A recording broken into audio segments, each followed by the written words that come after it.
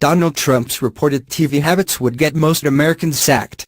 A Democrat lawmaker has weighed in on recent reports Donald Trump spends up to 8 hours of his day in front of the TV and argued most Americans would get sacked for doing the same.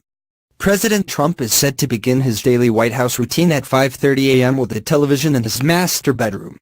Don Beyer, who represents Virginia's 8th District in Congress, lashed out at the U.S. president for his apparent obsession with watching TV.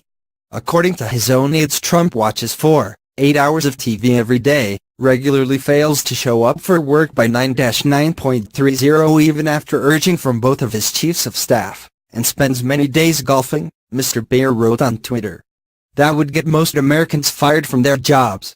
Mr. Beyer has previously criticized President Trump for golfing at one of his resorts in the midst of the Hurricane Maria recovery efforts in Puerto Rico, while much of the population had no access to clean water, medical supplies, and electricity.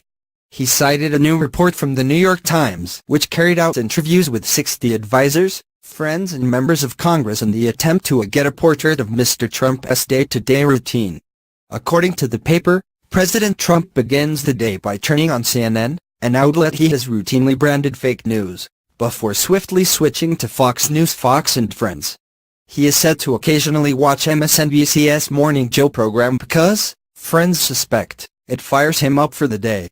President Trump has engaged in several public rows with co-hosts Joe Scarborough and Mika Brzezinski, who used to be friends with the former property developer. Energized, infuriated, often a gumbo of both, Mr. Trump then turns to Twitter, because the ammunition for his Twitter war is television, the paper reported. Sources say the White House is governed by the rule no one touches the remote control except for the U.S. President himself and technical staff. If he misses a news report, he is said to have a Super TiVo system that records hours of news footage for him so he can view it at a later date.